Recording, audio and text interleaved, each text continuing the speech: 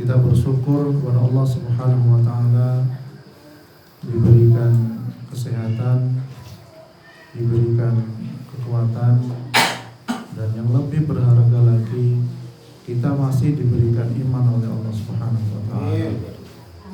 Ini merupakan harta yang paling mahal yang juga bersama kita perjuangkan sampai akhir hayat nanti.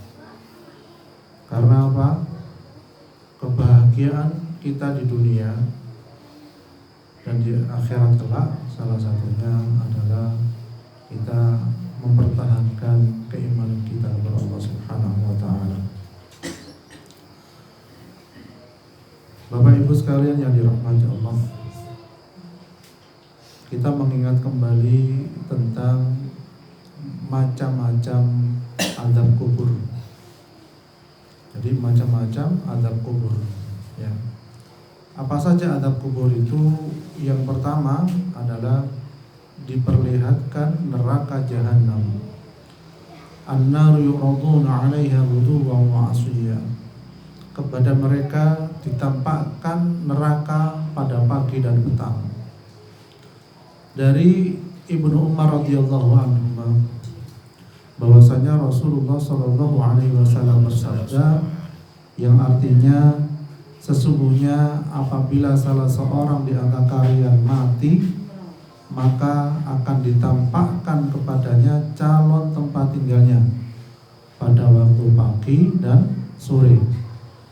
Bila dia termasuk calon penghuni surga, maka ditampakkan kepadanya surga.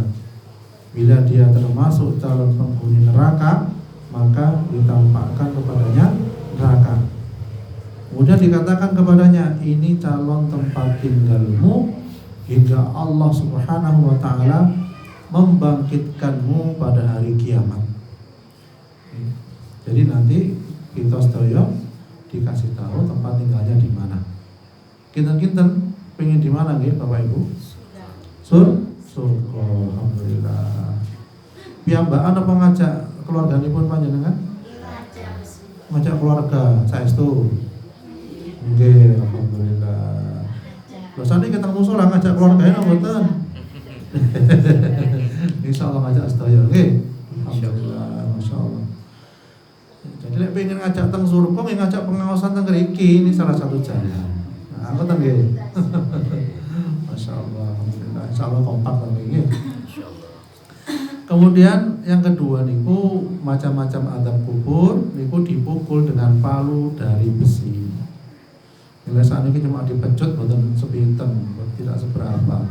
Tapi nanti dipukul dengan palu. Palu itu dari apa? Dari besi.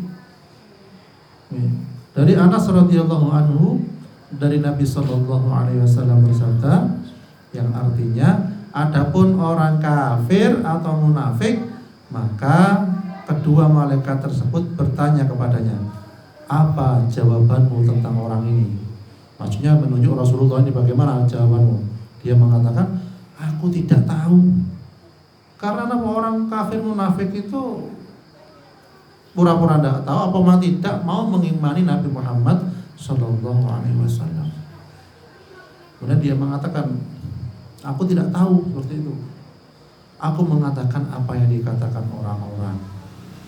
Jadi ikut-ikut orang kafir yang dikatakan oleh pengikut-pengikut mereka atau yang dianggap pendeta-pendeta mereka ya. Maka malaikat itu mengatakan, engkau tidak tahu, engkau tidak membaca. Kemudian dia dipukul dengan palu dari besi tepat di wajahnya. Dia lalu menjerit dengan jeritan yang sangat keras yang didengar seluruh penduduk bumi kecuali dua golongan. Siapa? Jin dan manusia. Jadi orang-orang kafir munafik ditakoni, iki sapa ayo? Maksudnya Nabi Muhammad, ditunjukkan Nabi Muhammad, tapi mereka orang kafir munafik, aku tidak tahu. Ya, akhirnya malaikat, kamu tidak tahu, tidak mau belajar, tidak mau baca. Akhirnya dipukul dengan palu dari besi. Mukuli malaikat tutup mukuli nutul ngoten diwantem sak get-gete pun, sak ajure kemangane ngoten. Akhirnya menjerit, jeritan itu didengar seluruh penduduk bumi. Padahal bumi ini luas sak meter. kabeh mirengaken, kabeh ngrungokne, kabeh mendengar jeritan akibat pukulan dari palu besi itu. Kecuali yang tidak mendengar adalah golongan jin dan manusia. Muttafaqun alaih. Kemudian yang ketiga adalah disempitkan kuburnya. Jadi azab, macam-macam azab kubur yang ketiga itu disempitkan kuburnya sampai tulang-tulang rusuknya niku saling bersilangan. Dan didatangi teman yang buruk wajahnya dan busuk baunya.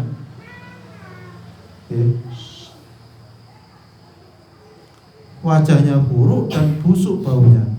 Dalam hadis Al-Bara bin Adzib radhiyallahu anhu yang panjang, Rasulullah sallallahu alaihi wasallam menceritakan tentang orang kafir setelah mati. Artinya dalam hadis begini, gelarkanlah untuknya alas tidur dari api neraka dan bukakanlah untuknya sebuah pintu ke neraka, maka panas dan uap panasnya mengenainya. Lalu disempitkan kuburnya sampai tulang-tulang rusuknya berimpitan. Kemudian datanglah kepadanya seorang yang jelek wajahnya, jelek pakaiannya, dan busuk baunya. Ya. Busuk baunya make yang mendatang itu. Wong kita mawon wonten sing ngentut ambune gak enak wis bingung. Kuwi sapa iki? Sapa ya? Boleh iki. Ya. Malah ini busuk baunya udah karuan. Kemudian dia berkata, bergembiralah engkau dengan perkara yang akan menyiksamu, sambil diejek. Inilah hari yang dahulu engkau dijanjikan dengannya di dunia. Ya, maka dia bertanya, siapakah engkau? Wajahmu adalah wajah yang datang dengan kejelekan. Kemudian dia menjawab, aku adalah amalanmu yang jelek.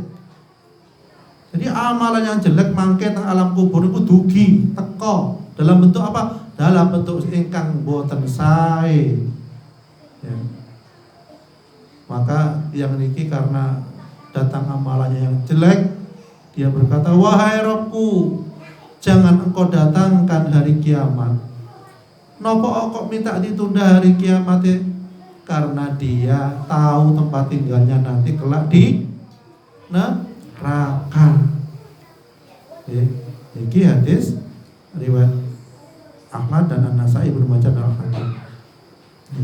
Kemudian yang keempat, macam-macam adab kubur, yaitu dirobek-robek mulutnya, dimasukkan ke dalam tanur yang dibakar, dipecah kepalanya di atas batu, ada pula yang disiksa di sungai darah.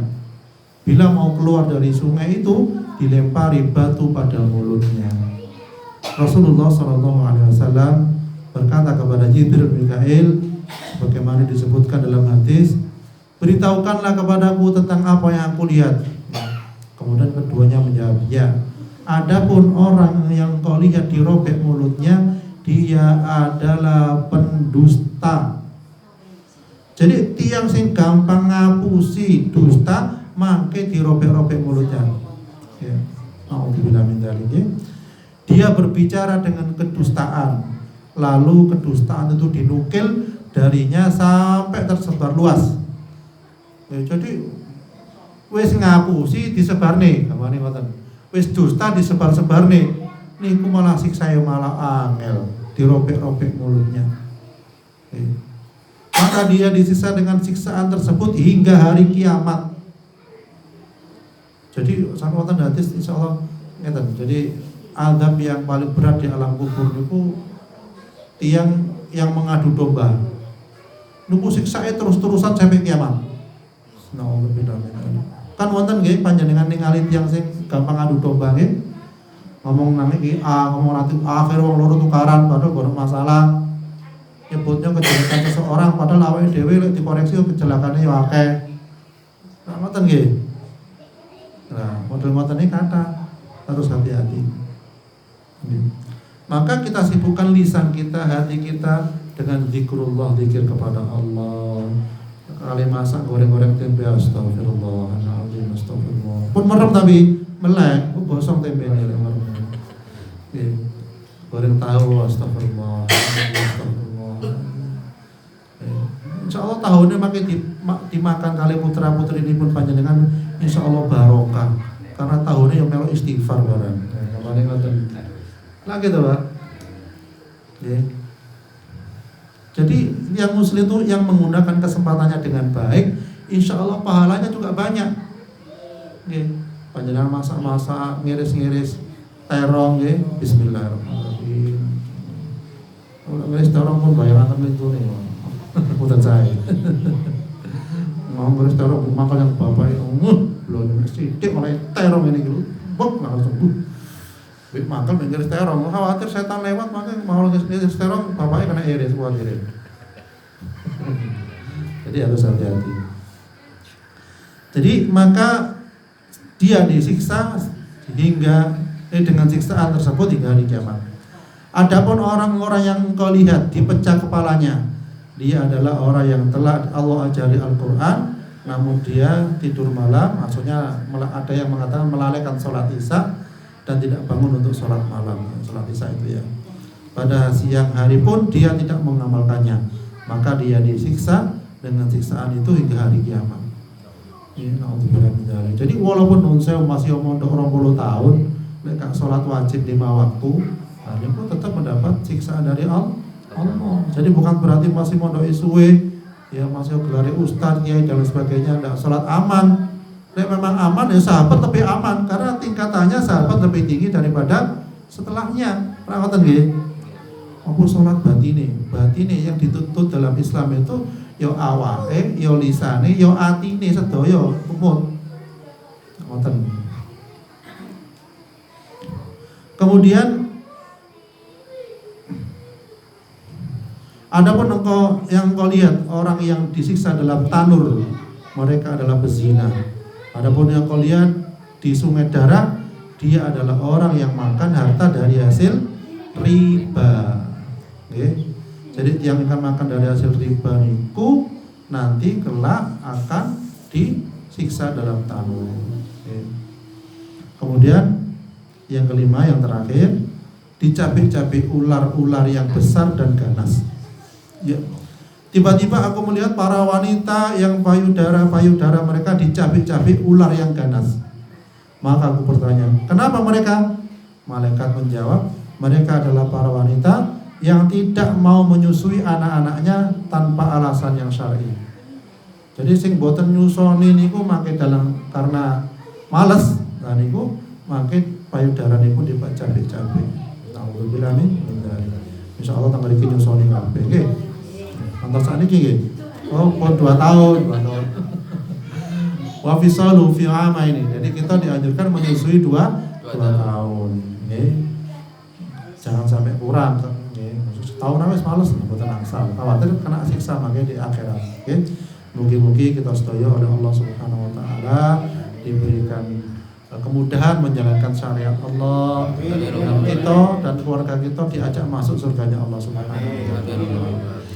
أعوذ بالله من الشيطان الرجيم بسم الله الرحمن الرحيم الحمد لله رب العالمين اللهم أنزل الرحمة والمغفرة والشفاعة والنعمة إلى أرواح جميع القبور من المسلمين والمسلمات والمؤمنين والمؤمنات وارفع لهم الدرجات وضاعف لهم الحسنات وكفر عنهم السيئات وادخلهم الجنة مع الآباء والأمهات يا أيتها النفس المطمئنة ارجعي إلى ربك راضية مرضية فادخلي في عبادي وادخلي جنتي ربنا هب لنا من أزواجنا وذرياتنا قرة أعين واجعلنا للمتقين إماما رب اجعلنا مقيم الصلاة ومن ذريتنا ربنا وتقبل دعاء ربنا آتنا في الدنيا حسنة وفي الآخرة حسنة وقنا عذاب النار وصلى الله على سيدنا محمد وعلى آله وصحبه وسلم والحمد لله رب العالمين.